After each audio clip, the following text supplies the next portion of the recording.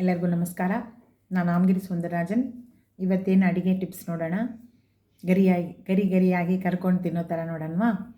ಏನಂದರೆ ದಿಢೀರಂತ ಇವಾಗ ದೋಸೆ ಹಿಟ್ಟಿದೆ ಅಂತ ಅಂದ್ಕೊಳ್ಳಿ. ಯಾರೋ ಬಂದರು, ದೋಸೆ ಹಿಟ್ಟಲ್ಲಿ ಒಂದು 2 ಸ್ಪೂನು ಕಡಲೆ ಹಿಟ್ಟು ಹಾಕ್ಬಿಡಿ. ಕಡಲೆ ಹಿಟ್ಟು ಮನೇಲಿ ಇಲ್ಲ ಅಂದರೆ ಹುರಿಗಡಲೆನ ಮಿಕ್ಸಿಗೆ ಹಾಕ್ಬಿಟ್ಟು ಕಲ್ಲಂದ್ಬಿಟ್ಟು ಅದು 1-2 ಚಮಚ ಹಾಕ್ಕೊಳ್ಳಿ.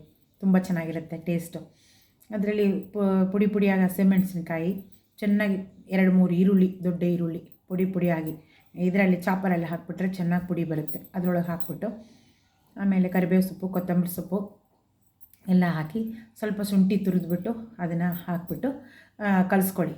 ಉಪ್ಪು ಖಾರ ನೋಡ್ಕೊಳ್ಳಿ, ಎಷ್ಟು ಬೇಕೋ ಅಷ್ಟು ಹಾಕ್ಕೊಳ್ಳಿ. ಹಾಕ್ಬಿಟ್ಟು ಸ್ವಲ್ಪ ತುಂಬ ನೀರಾಗಿರಬಾರ್ದು, ತುಂಬ ಗಟ್ಟಿಯಾಗಿರಬಾರ್ದು. ಸೋಡಾನೇ ಹಾಕೋದು ಬೇಡ, ಯಾವುದಕ್ಕೂ ಸೋಡಾ ಹಾಕೋದು ಬೇಡ. ಸೋಡಾ ಇಲ್ದಿರೇ ಮಾಡೋಣ. ನಾನು ಹೇಳಿದಂಗೆ ಬಜ್ಜಿ ಮಾಡುವಾಗ ಹೇಳಿದಲ್ವ, ಆ ಥರ ಒಂದು ಅರ್ಧ ಚಮಚ ಸಕ್ಕರೆ ಹಾಕಿ ಒಂದು ಅರ್ಧ ನಿಂಬೆಹಣ್ಣು ಹಿಂಡ್ಬಿಡಿ. ತುಂಬ ಚೆನ್ನಾಗಿರುತ್ತೆ. ಅದನ್ನು ಕಲಿಸ್ಕೊಳ್ಳಿ ಚೆನ್ನಾಗಿ. ಅದು ಹೆಂಗೂ ದೋಸೆ ಹಿಟ್ಟು ಉಳ್ಳಿಗಿರುತ್ತೆ, ಅದೆಲ್ಲ ಚೆನ್ನಾಗಿ ಕಲಿಸ್ಕೊಂಡು ಹಿಂಗೆ ಕೈಯಲ್ಲಿ ತೆಗೆದುಬಿಟ್ಟು ಹಿಂಗೆ ಗುಂಡಕ್ಕೆ ಹಾಕಿ ಎಷ್ಟು ಗರಿಯಾಗಿ ಸೂಪರಾಗಿ ಸಾಯಂಕಾಲ ಸ್ನ್ಯಾಕ್ಸ್ ತುಂಬ ಚೆನ್ನಾಗಿರುತ್ತೆ. ಏನೂ ನಂಚ್ಕೊಳ್ಳೋಕೆ ಬೇಡ ಅದಕ್ಕೆ.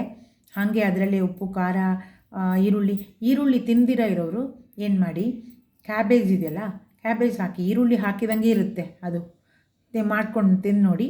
ಮಾಡಿಬಿಟ್ಟು ನನಗೆ ಕಮೆಂಟ್ಸ್ ಮಾಡಿ, ಸಬ್ಸ್ಕ್ರೈಬ್ ಮಾಡಿ, ಲೈಕ್ ಮಾಡಿ, ಶೇರ್ ಮಾಡಿ. Thank you.